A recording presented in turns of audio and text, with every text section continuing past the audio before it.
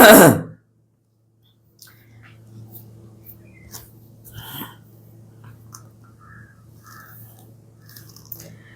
Friends, आप सभी का स्वागत है हमारे सॉल्यूशन एकेडमी में। आज हम इस वीडियो में देखेंगे एनसीएफ 2020।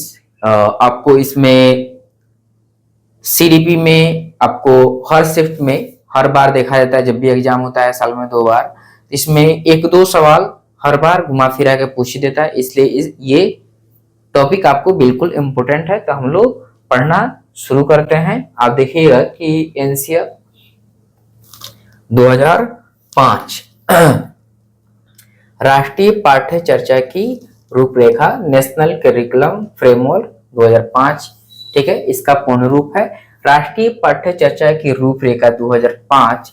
एक ऐसा दस्तावेज है जिसमें ऐसे विषय पर चर्चा की गई है बालकों को क्या किस प्रकार से पढ़ाया जाना चाहिए। यानी एनसीएफ क्या है? एक दस्तावेज है। इसमें बच्चों को क्या किस प्रकार क्या क्या पढ़ाया जाना चाहिए। ठीक है, और शिक्षा का ढांचा मैं यहाँ पे तैयार किया हूं। आधारभूत सिद्धांत, विषय चयन, शिक्षण विधि, उसके बाद लास्ट में आपको सबसे ऊपर छात्र परिणाम।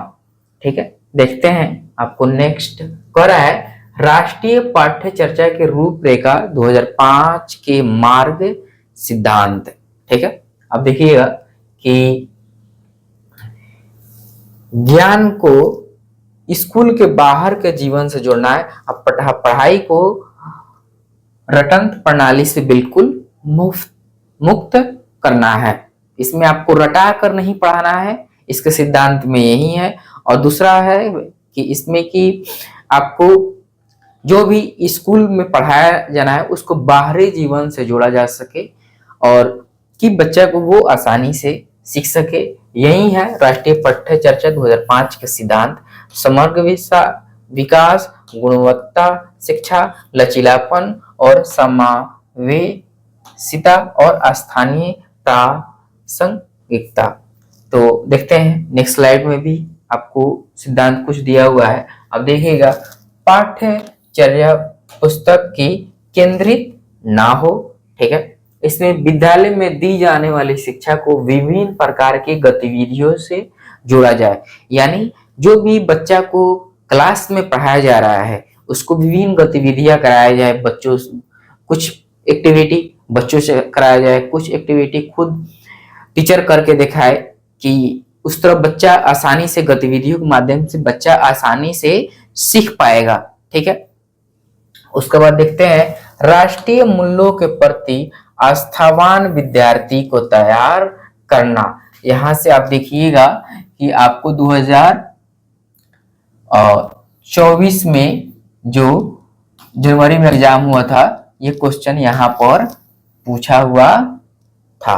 ठीक है, फिर वहीं पे आप देखिएगा तो यहाँ पे ज्ञान को स्कूल के बाहरी के जीवन से जोड़ा जाए। ये 2023 में जो ऑनलाइन एग्जाम हो रहा था जनवरी में, ये क्वेश्चन यहाँ पे सेम टू सेम ये लाइन उठाकर पूछ दिया था। तो मैं जो लाइन पूछा है वही वो लाइन बिल्कुल आपको बता दे रहा हूँ कहाँ से। रिटर्न प्रणाली अब देखिएगा कि जब एग्जाम होता है तो अब ये पॉइंट उठाकर डाल देता है। ठीक है, ये सिद्धांत है, ये आपको भूलना नहीं है, हर हाल में पढ़ना है क्योंकि यहाँ से आपको क्वेश्चन दिखता है। ठीक है, तो पाठ्य चर्चा ऐसा हो कि पुस्तक केंद्रित ना हो।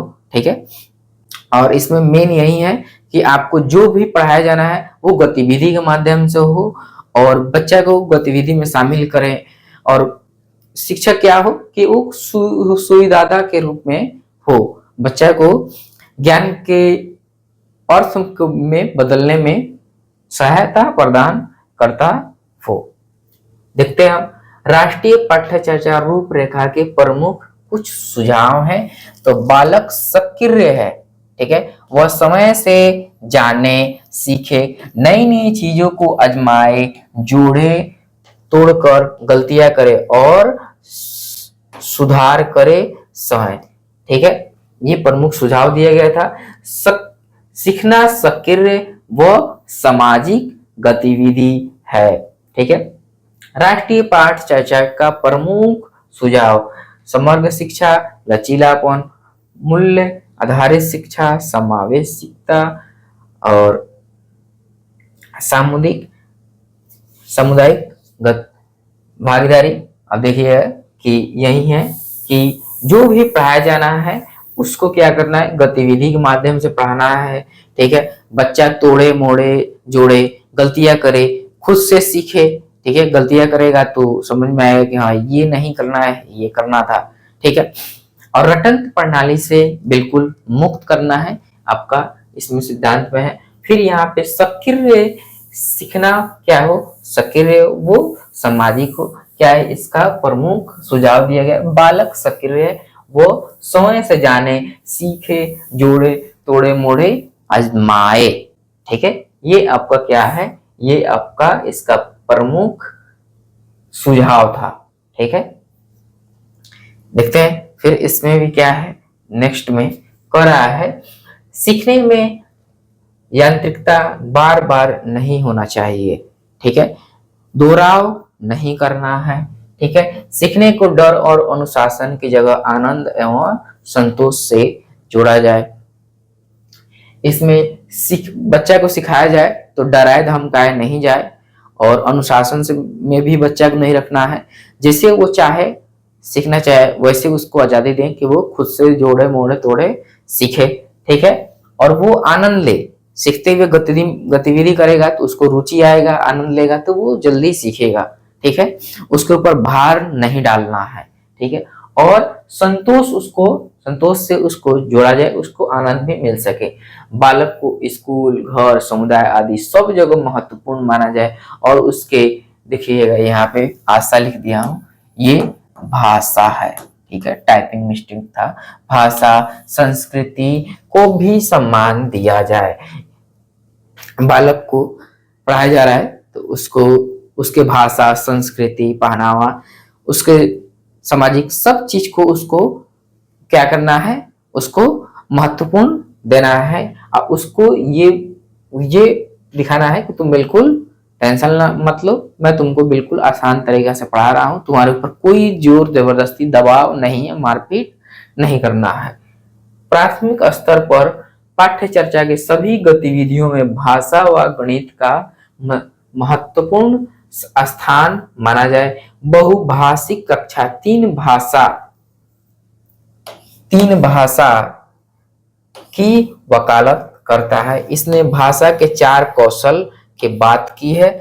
भाषा के चार कौशल कौन से हैं? चार कौशल सुनना, बोलना,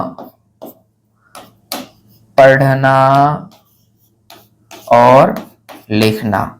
ठीक है। मैं लिख दिया हूं, लेकिन मैं आपको लिख रहा हूं कि आपको आसानी से याद हो सके। भाषा के चार क्या है कि इसमें भाषा के चार कौशल है: सुनना, बोलना, पढ़ना और लिखना। भाषा कितने कौशल है? चार कौशल है: सुनना, बोलना, पढ़ना, लिखना। ठीक है। आप अगर स्क्रीनशॉट लेना चाहते हैं तो स्क्रीनशॉट भी ले लें, लेकिन आप मेरे चैनल पे, व्हाट्सएप चैनल पे जाइएगा तो मैं इसको वहां पर भी डाल दूंगा, आप वहां से ले लीजिएगा। किसी भी प्रकार के सूचना को ज्ञान मानने से बचा जाए।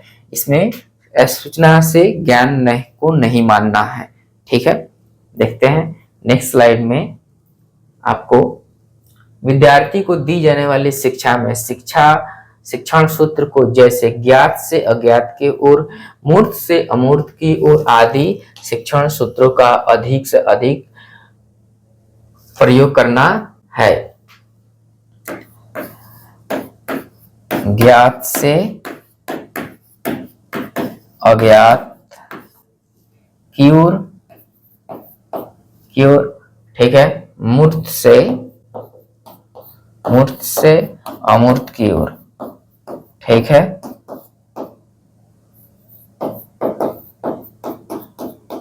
अमूर्त की ओर आदि शिक्षण सूत्रों का प्रयोग अधिक से अधिक लग, यानी जो पता है और जो नहीं पता है उसके तरफ जाना है। बच्चा को समझ में आए कि हाँ ये पता है, इसके आगे निकलना है, ये ज्ञात है और क्या निकलना है, तो वो क्या करेगा, वो आसानी से समझना शुरू करेगा कि हाँ। नहीं तो ज्यादा अगर जटिल रहेगा तो फिर वो प्रॉब्लम होगा, उसको समझ में नहीं आएगा। ठीक है। और सजा और पुरस्कार की भावना को सीमित करना है। बच्चा को सजा नहीं देना है और सजा और क्या करना है, सीमित कर देना है, बिल्कुल कम कर देना है। शैक्षिक गतिविधियों में बच्चों के अभिभावकों को भी जोड़ा जाना चाहिए। ठीक है। पढ़ाई जा रहा है तो गार्जियन को भी कभी कभी शामिल किया जाए, जिससे कि बच्चा को लगे हाँ मेरे आसपास जो रहते हैं मेरे माता पिता भी हैं, वो इसमें शामिल हैं, तो वो उसको आनंद लगेगा, खुशी मिलेगा, तो वो आसानी से सीखेगा।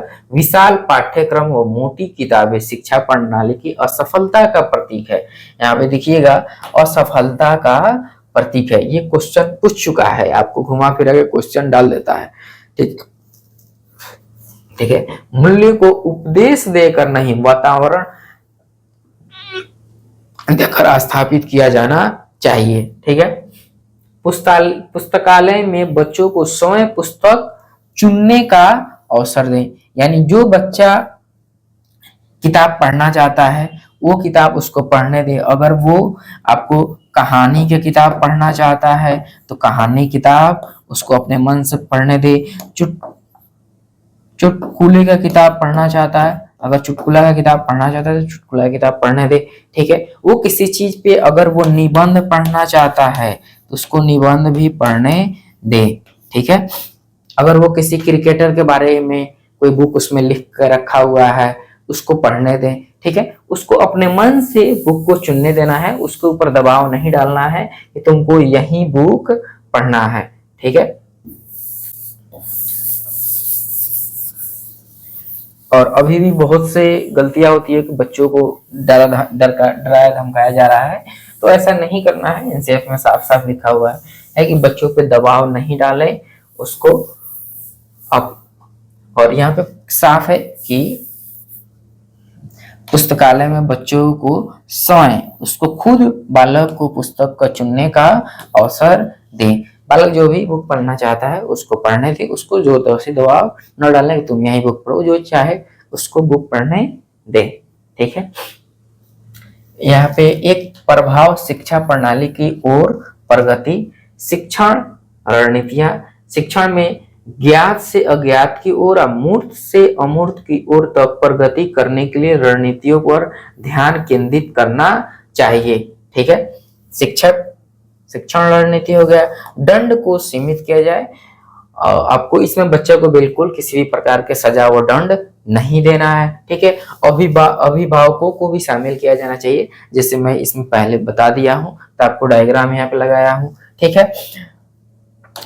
पाठ्यक्रम को सरल बनाया जाए। शिक्षा प्रणाली को जटिलता को कम करने के लिए, यहाँ पे देखिएगा, जटिलता को कम करने के लिए पाठ्यक्रम को सरल बनाया जाए। मूल्यों को विकसित करना, मूल्यों को उपदेश देने के बजाय वातावरण को विकसित किया जाए, जैसे कि मैं पहले ही था।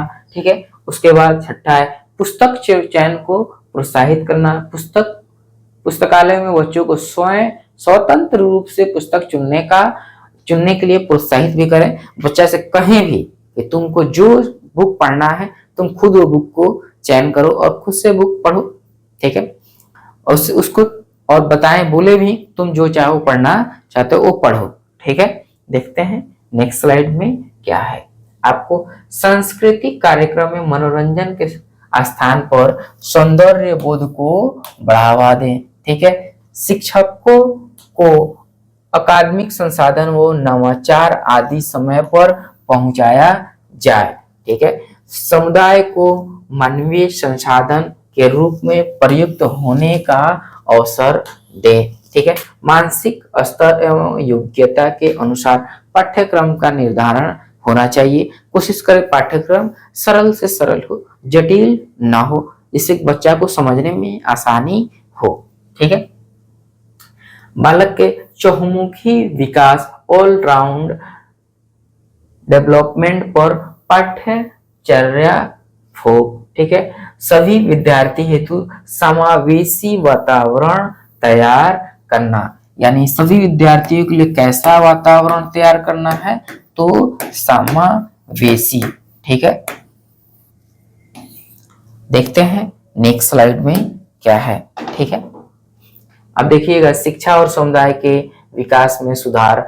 बालकों का विकास कैसे हो, तो चहुमुखी विकास, समावेशी वातावरण, सभी विद्यार्थियों के लिए, शिक्षकों के संसाधन, अकादमिक संसाधन एवं नवाचार। शिक्षा और समुदाय के विकास में सुधार कैसे कर सकते हैं, तो पाठ्यक्रम का निर्धारण मानसिक स्तर और योग्यता का भी ध्यान में रखते हुए तैयार करना है। सांस्कृतिक कार्यक्रम, सौंदर्य बोध शामिल हो उसमें, और समुदाय का उपयोग, मानवीय संसाधन, ये सभी चीजें आपको शामिल करना है, इससे बच्चा को आसानी समझ में आए।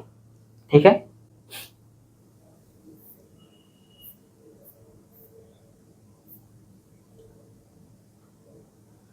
अब हम लोग चलते हैं एनसीएफ 2005 विविध विधियों पर, 5 विधियों पर जोर देता है। करके सीखना, निरीक्षण विधि, परीक्षण विधि, सामूहिक विधि और मिश्रित विधि। तो आपको देखिएगा यहाँ पर 1 नंबर पर करके सीखना, 2 नंबर के निरीक्षण विधि, 3 नंबर पर परीक्षण विधि और 4 नंबर पर सामूहिक विधि, 5 नंबर पर मिश्रित विधि। यहाँ पे सीधे सीधे क्वेश्चन यहाँ से पूछ देता है कि एनसीएफ 2005 में कौन से विधियों पर जोर दिया जाता है जिससे कि बालकों को आसानी से सिखाया जा सके, तो उसमें करके सीखना, रटना, तो इसमें तो रटन से बिल्कुल मुक्त रखना है। ठीक है, आपको कैसे, तो निरीक्षण विधि से, परीक्षण विधि से, सामूहिक विधि से और मिश्रित विधि से। इसमें कुछ 5 विधियां है, इन विधियों से बार बार क्वेश्चन पूछता है। हम लोग लास्ट में क्वेश्चन भी करेंगे क्योंकि मैं क्वेश्चन भी रखा हूं। ठीक है, एनसीएफ 2005 में शिक्षक के प्रति दृष्टिकोण, शिक्षक ज्ञान का स्रोत नहीं है बल्कि एक ऐसे सुगम करता है, फैसिलिटेटर है जो सूचना को अर्थबोध बदलने की प्रक्रिया में विविध उपायों द्वारा बच्चों हेतु सहायक हो। तो शिक्षक की भूमिका, ठीक है, तो हम लोग देखते हैं शिक्षक की भूमिका। शिक्षक क्या है, ज्ञान का स्रोत, और ये सुगम करता है, ठीक है, सहायक है, फिर सूचना को अर्थ में बदलता है। कुछ शिक्षक की भूमिका है बालकों के लिए, तो ज्ञान को स्रोत है, ठीक है, सुगम करता है, ऐसा है कि जिसमें बालकों को आसानी से, वो किसी भी चीज को आसानी से गतिविधि के माध्यम से, खेल के माध्यम से, कहानी के माध्यम से वो चीजों को बताए। ठीक है, वो बच्चा को जहां जहां जरूरत पड़े बच्चा को सहयोग करे और वो उसको हिंट्स दे कि हाँ ऐसे कर सकते हैं जिससे कि तुम आसानी से कर सको। ठीक है, सूचना को, किसी भी बात को बच्चे को बताना है, किसी भी चीज को पढ़ाना है, तो क्या करेगा, वो अर्थ में बदल देगा। ठीक है, देखते हैं नेक्स्ट स्लाइड में। आप देखिएगा, प्रभावी शिक्षा के लिए वीडियो का प्रगति, करके सीखना, निरीक्षण विधि, परीक्षण विधि, सामूहिक विधि और मिश्रित विधि। करके सीखना, बच्चों को आपको कोई चीज कराएं जिससे सीखे, और निरीक्षण, बच्चा कुछ भी कर रहा है तो उसे ऑब्जर्व करें, देखें कि क्या, कैसे वो सीख सकता है, कैसे उसको सिखाया जा सकता है। और सामूहिक विधि में समूह में क्रियाकलाप कराएं जिससे कि बच्चा समूह में भी रख के सीख सके। मिश्रित में भी वही है कि गतिविधियों के माध्यम से सिखाया जाना चाहिए। प्रभावी शिक्षा के लिए विधियों का प्रगति, करके सीखना, निरीक्षण, परीक्षण, सामूहिक, मिश्रित भी पहले ही करा चुका हूं। देखिएगा 1-2 एक्स्ट्रा स्लाइड है, तो देखते हैं हम लोग। अब क्वेश्चन की तरफ चलते हैं। अब एनसीएफ 2005 के अनुसार पाठ्यक्रम निर्माण के सिद्धांत, यहाँ पे देखिएगा, यहाँ पे सिद्धांत दिया हुआ है। उपयोगिता का सिद्धांत, बाल केंद्रितता का सिद्धांत, समन्वय का सिद्धांत, विविधता एवं लचीलेपन का सिद्धांत, विभिन्न विषयों से परस्पर संबंध का सिद्धांत, और क्रियाशीलता का सिद्धांत, वास्तविक जीवन से जुड़े होने का सिद्धांत, मनोवैज्ञानिक पहलू को अनुरूप पाठ्यक्रम का सिद्धांत। ये पहले ही आपको पढ़ा चुका हूँ, लेकिन वन लाइनर के फॉर्म में डाल दिया गया है, क्योंकि आप देखिएगा यहाँ से क्वेश्चन आपको स्टार्ट हो रहा है। ठीक है, एनसीईआरटी 2005 के मार्गदर्शी सिद्धांत आप देखिएगा कि पहले इसको बता दिया गया है। ठीक है, कि पढ़ाई को रटन प्रणाली से बिल्कुल मुक्त रखना है। ठीक है, इसमें बच्चा को बिल्कुल रटवाना नहीं है। ठीक है, ज्ञान के को विद्यालय के बाहरी जीवन से जोड़ा जाना चाहिए। जो भी विद्यालय में पढ़ाया जा रहा है उसको बाहर के जीवन से भी जोड़ा जाए। ठीक है, इसे 2+2 अगर पढ़ा रहे हैं तो बच्चे को बताएं कि तुम मार्केट में कुछ खरीदने जा रहे हो तो 2 रुपया, एक बार चॉकलेट लिए, फिर एक चॉकलेट लिए 2 रुपए का, तो 2 2 4 हुआ। तो इस माध्यम से भी सिखा सकते हैं। ठीक है, पाठ्यचर्या इस तरह की हो कि वह बच्चों को चहुमुखी विकास का अवसर प्रदान करे, न कि पाठ्य पुस्तक केंद्रित बन के रह जाए। ठीक है, ये पाठ्यक्रम केंद्रित नहीं होना चाहिए। ठीक है, तो ये पहले ही मैं बता दिया हूं। अब हम लोग करेंगे क्वेश्चन को यहां से। ठीक है, राष्ट्रीय पाठ्यचर्या रूपरेखा किस वर्ष प्रस्तावित किया गया था? तो 2005 में किया गया था। ठीक है, एनसीएफ 2005 के अनुसार एक शिक्षक की भूमिका कैसी होनी चाहिए? तो अनुमोदक, सुविधाता, आधिकारिक, तानाशाह नहीं, सुविधा दाता के रूप में शिक्षक के भूमिका होना चाहिए। ये क्या पूछा है? शिक्षक की भूमिका। ठीक है, तो आपको मैं बताया हूं कि अब देखिएगा कि शिक्षक की भूमिका है, यहाँ पे है शिक्षक की भूमिका।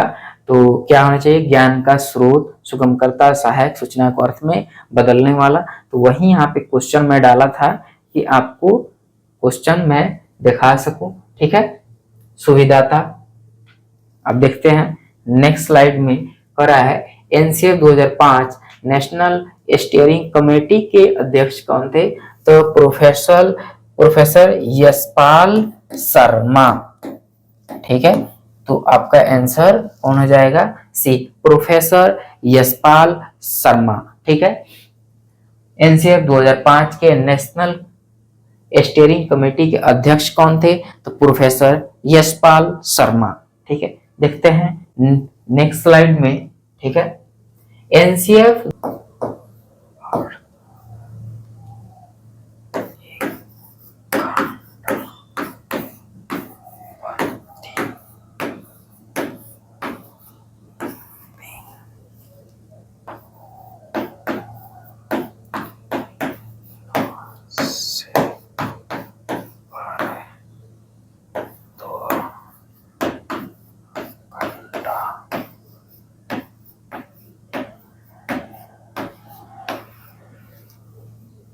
अब देखिएगा कि एनसीएफ 2005 के लिए कुल गृह कार्य के अनुसार 10वीं और 12वीं छात्रों के लिए समय पर सिफारिश कितना किया गया है?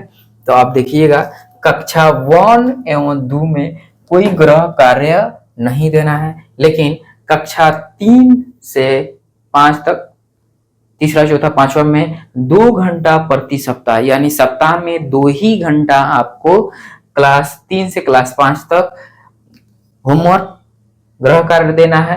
आपको कक्षा 6 से 8 तक आप देखिएगा प्रतिदिन 1-1 घंटा गृह कार्य देना होता है, और वहीं कक्षा 9 से 12 तक आपको 2 घंटा प्रतिदिन गृह कार्य देना है। तो 9 से 12, 10वीं से 12वीं पूछा है, 10वीं और 12वीं का, तो 2 घंटा प्रतिदिन, इसका आंसर यही होगा। देखते हैं नेक्स्ट स्लाइड में करे है आपको एनसीएफ 2005 का प्रस्ताव है कि मूल्यांकन प्रणाली आधारित होना चाहिए। तो अंक पर, ग्रेड पर अंक और ग्रेड दोनों पर, इनमें से कोई नहीं, ग्रेड पर आधारित है कि आपको एनसीएफ 2005 का प्रस्ताव है कि मूल्यांकन प्रणाली आपको ग्रेड पे होना चाहिए। देखते हैं नेक्स्ट स्लाइड में आपको एनसीएफ 2005 के अनुसार गणित शिक्षण का प्रमुख उद्देश्य क्या है? शिक्षकों का प्रशिक्षण। ठीक है, कक्षा कक्ष अधिगम, बालक का चिंतन का गणितीयकरण, गणित की विषय वस्तु, तो बालक के चिंतन का गणितीयकरण हो सके, इसीलिए इसका एनसीएफ 2005 गणित शिक्षा का मुख्य उद्देश्य है कि बालक के चिंतन का गणितीयकरण किया जाए। देखते हैं नेक्स्ट स्लाइड में आपका क्वेश्चन। ठीक है, एनसीएफ 2005 में कला शिक्षा को जोड़ने का उद्देश्य है तार्किक चिंतन में अभिवृद्धि, आपको वैज्ञानिक दृष्टिकोण का विकास, सांस्कृतिक विरासत की सराहना, ऐतिहासिक जगहों का परिभ्रमण। तो सांस्कृतिक विरासत की सराहना, इसका आंसर हो जाएगा। कला शिक्षा में जोड़ने का उद्देश्य क्या है कि सांस्कृतिक विरासत की सराहना।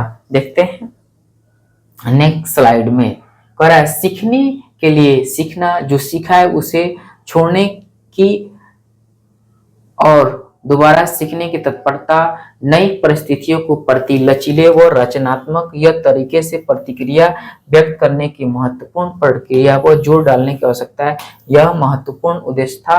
तो शिक्षा बिना बोझ के प्रतिवेदन 1993, माध्यमिक शिक्षा का सार्वभौमिकरण प्रतिवेदन 2005, राष्ट्रीय पाठ्य चर्चा रूपरेखा 2005, राष्ट्रीय शिक्षा नीति 1986, नहीं राष्ट्रीय पाठ्य चर्चा रूपरेखा 2005 में कहा गया, इसका उद्देश्य है।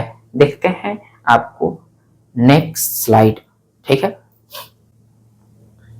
राष्ट्रीय पाठ्य चर्चा रूपरेखा 2005 के अनुसार स्कूलों को किस प्रकार पाठ्यचर्या अपनानी चाहिए।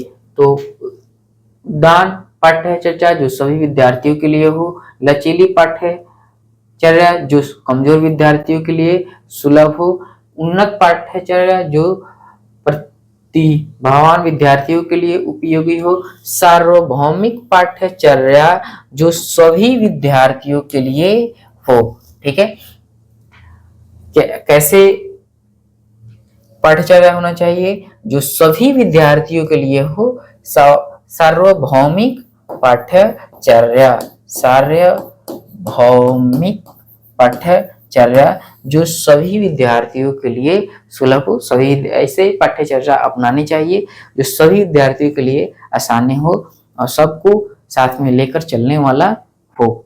देखते हैं नेक्स्ट स्लाइड में, ये सभी चीजें आपको मैं थ्योरी में बता दिया हूं, इसलिए आपको क्वेश्चन आंसर यहाँ पे कराया जा रहा है।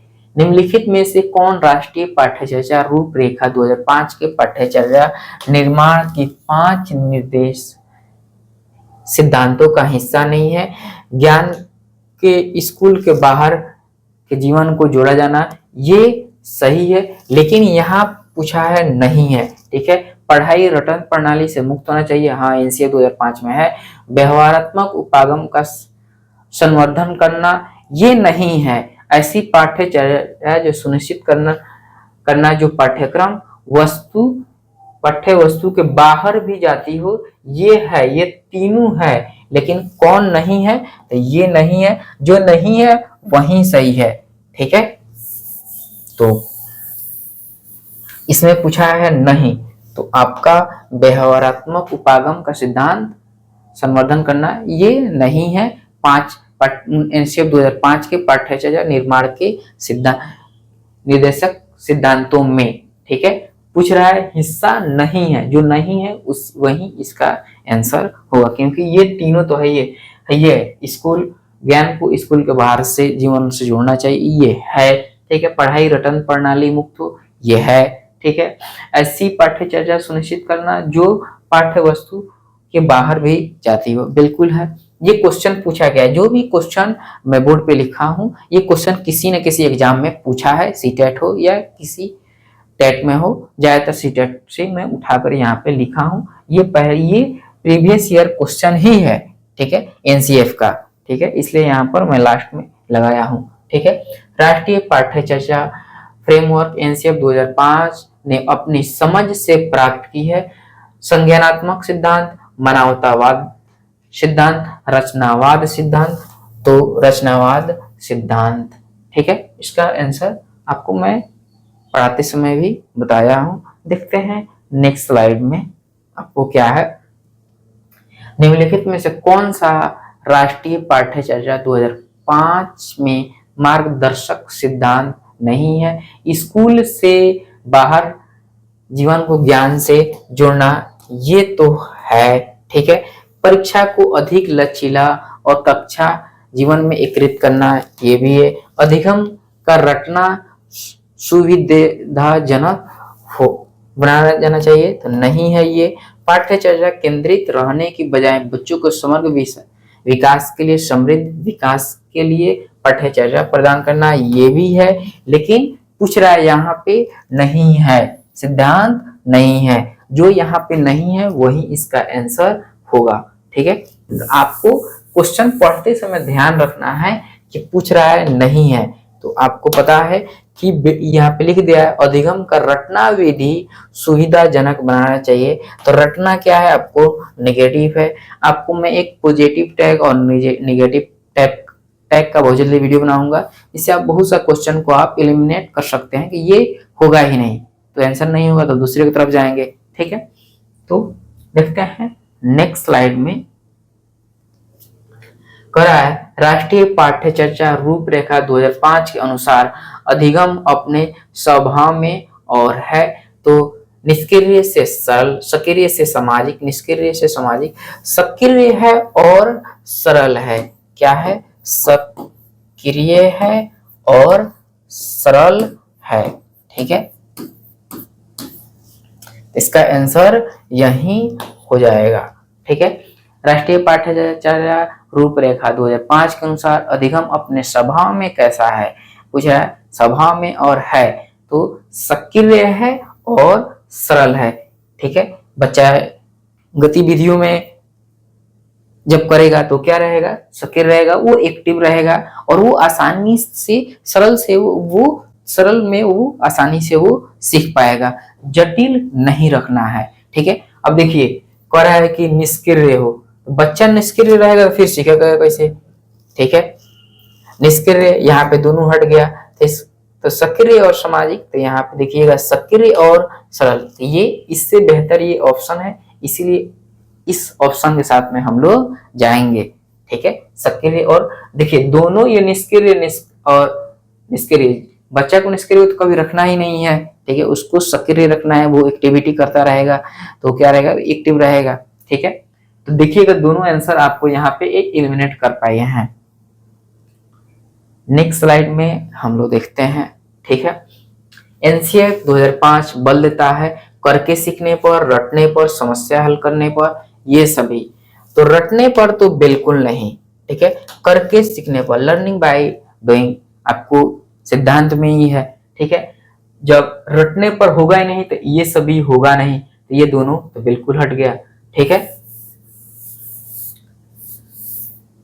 कभी भी बच्चे को रटाना नहीं है, ठीक है। एनसीएफ बल देता है कि बच्चा जोड़े मोड़े तोड़े खुद से करे, गतिविधि करे, सीखे, ठीक है।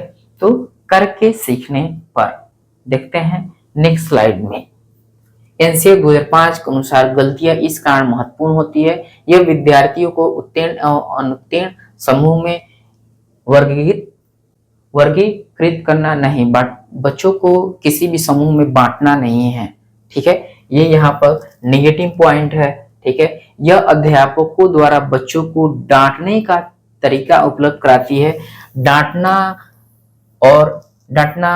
बच्चे पे दबाव बनाना, ये तो बिल्कुल नहीं करना है, तो ये भी गलत हो गया, ठीक है। ये बच्चों को विचारों को अंतर्दृष्टि उपलब्ध कराती है तथा समाधानों को पहचानने में क्या करती है, सहायता प्रदान करती है, ये पॉजिटिव है, तो इसका आंसर यही होगा। अब देखिए दिख रहा है डी, यह कक्षा में बच्चों को हटाने के लिए आधा स्थान उपलब्ध कराती है, तो बच्चों को हटाना ही नहीं है, ठीक है। तो क्या आंसर हो जाएगा,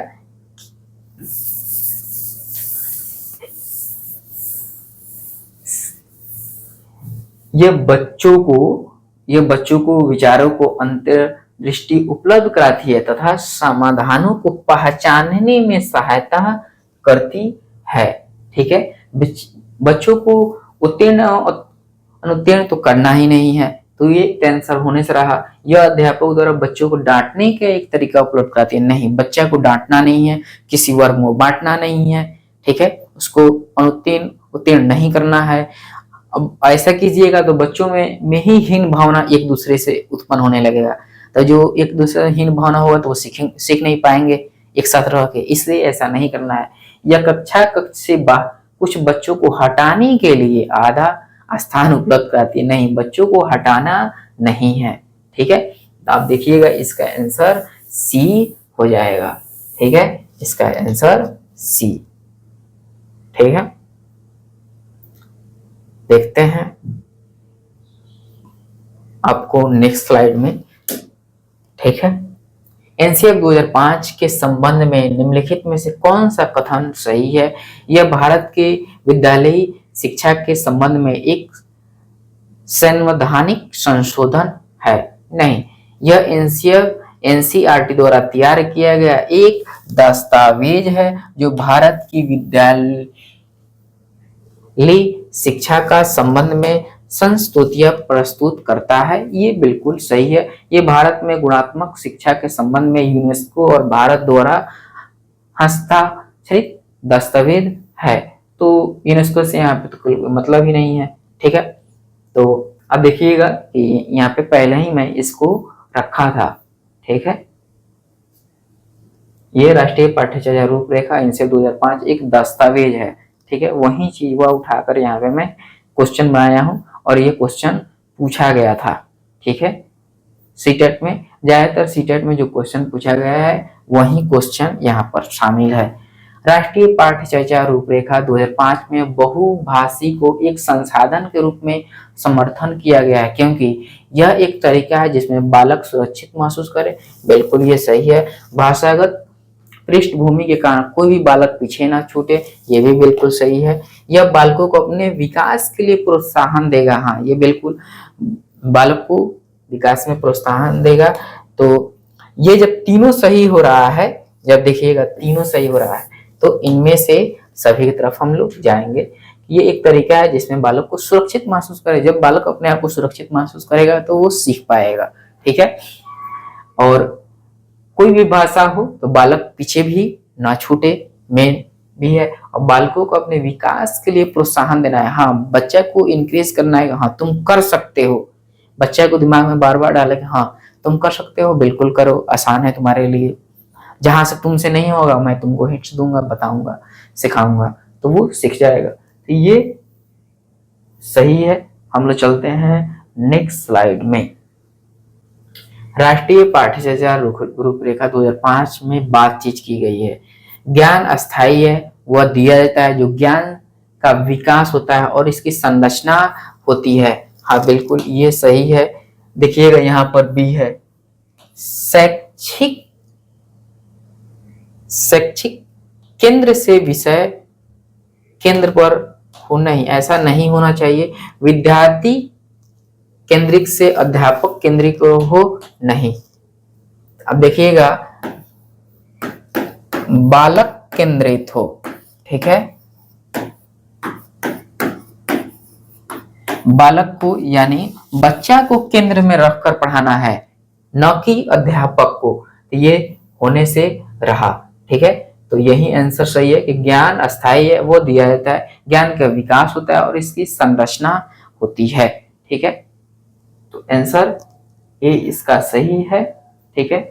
यहाँ पे लिखा है, देखिए अगर यही रहता बालक केंद्रित से अध्यापक केंद्रित से बालक केंद्र की ओर रहता तो हाँ सही हो सकता था, लेकिन यहाँ पे बिल्कुल उल्टा है, ठीक है। यहाँ पे शिक्षक के केंद्र में रखा जाए, इससे कोई फायदा ही नहीं होगा, बालक को क्या फायदा होगा।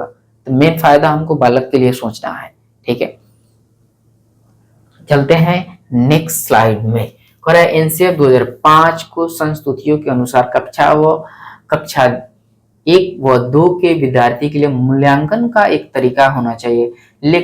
लिखित परीक्षा के आधार पर, ठीक है, मौखिक परीक्षण के आधार पर, लिखित मौखिक परीक्षण के आधार पर नहीं, ऐसा नहीं करना है।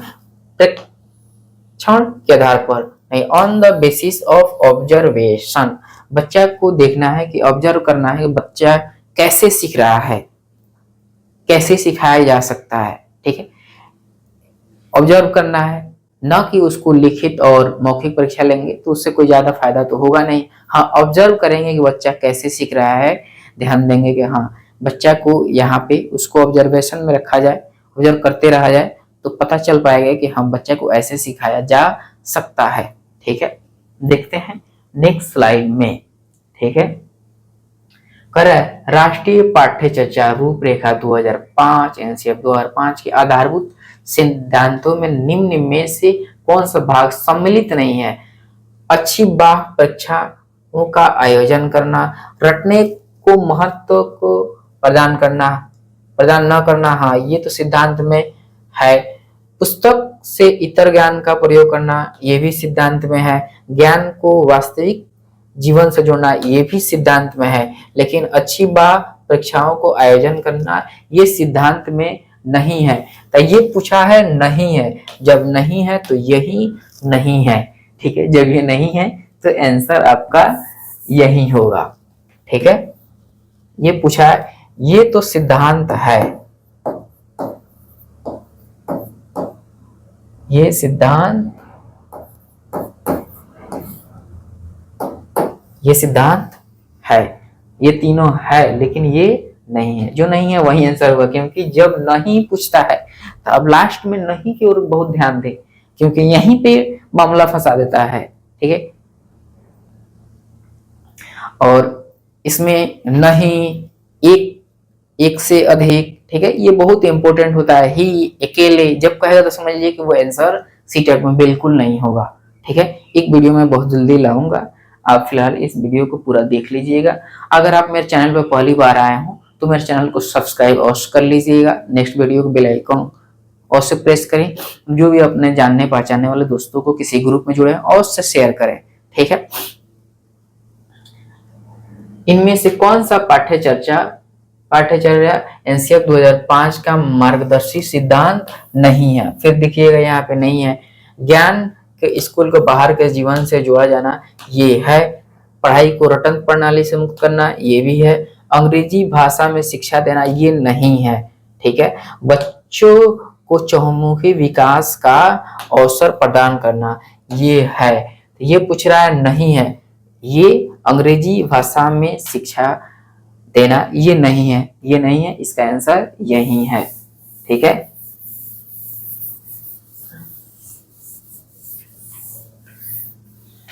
ठीक है, चलते हैं हम लोग नेक्स्ट स्लाइड में।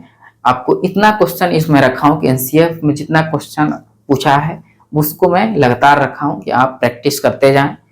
ठीक है, पहले आप थ्योरी पढ़ें, उसके बाद प्रैक्टिस करें। ठीक है, भारविहीन अधिगम निम्नलिखित में से किस समिति रिपोर्ट का नाम है? तो राममूर्ति समिति, यशपाल समिति, सच्चर समिति, हिंग समिति। तो कौन समिति? यशपाल समिति, यशपाल समिति। ठीक है, भारविहीन अधिगम का नाम है। देखते हैं नेक्स्ट स्लाइड में। ठीक है, राष्ट्रीय पाठ्यचर्या रूपरेखा 2005 में अच्छे प्रश्न बनाने के लिए कौन से विकल्प को ठीक नहीं बताया जा सकता है? अध्यापक प्रश्न बनाए, ये बिल्कुल ठीक है। प्रोफेसरों को भी प्रश्न बनाने में शामिल किया जाए, यह सही है। केवल विशेषज्ञ ही प्रश्न बनाए, ये, लेकिन विद्यार्थियों से प्रश्न बनवाया जाए नहीं, ऐसा नहीं होना चाहिए। तो इसका आंसर यही है, क्योंकि पूछा है नहीं है, जो नहीं है वही है।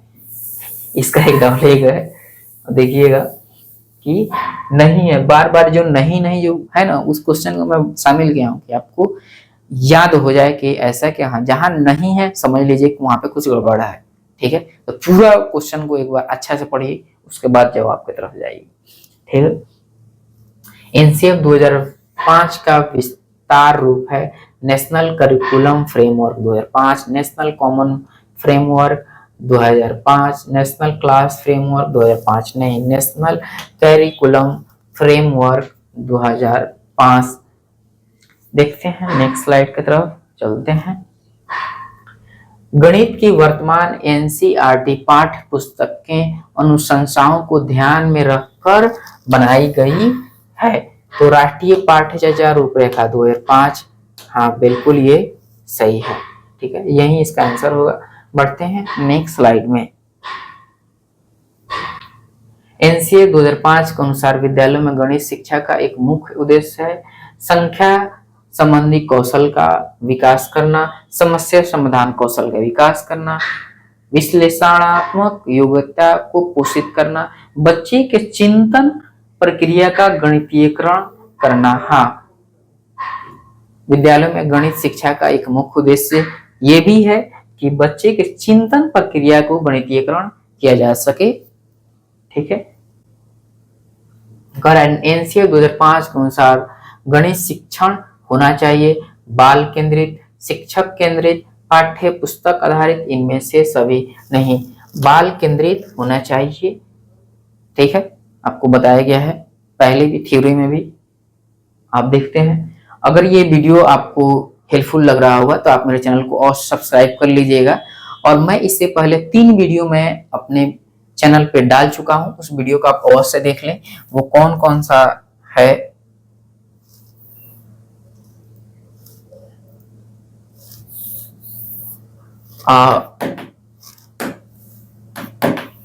वृद्धि एवं विकास आपको मैं पढ़ाकर वीडियो डाल चुका हूं, वृद्धि तथा विकास पढ़ाकर डाल चुका हूं।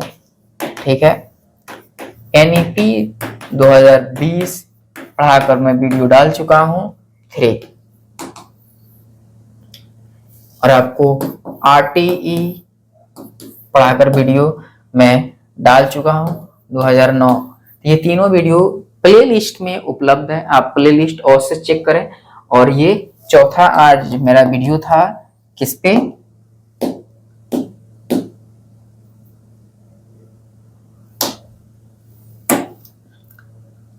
एनसीए 2005। ठीक है, इन सभी से भर भर के क्वेश्चन रहता है, इसलिए इसको पहले ही पढ़ाया जा रहा है और लास्ट में मैं क्वेश्चन भी करा दे रहा हूँ। पहले थ्योरी पढ़ा रहा हूँ, लास्ट में क्वेश्चन करा रहा हूँ। इसलिए आप मेरे चैनल को इसी तरह पढ़ने के लिए आप और सब्सक्राइब करें। अगर इस तरह आप पढ़ते हैं तो नंबर आपका और से आएगा। ठीक है, आप 30 में से 27-28 आराम से स्कोर कर सकते हैं। लास्ट तक आप मेरे साथ चैनल पे बने रहिएगा। ठीक है, आप अपने जानने पहचानने वाले को इस वीडियो को और शेयर करें और पूरा वीडियो देखा करें। ठीक है, इस वीडियो में इतना है।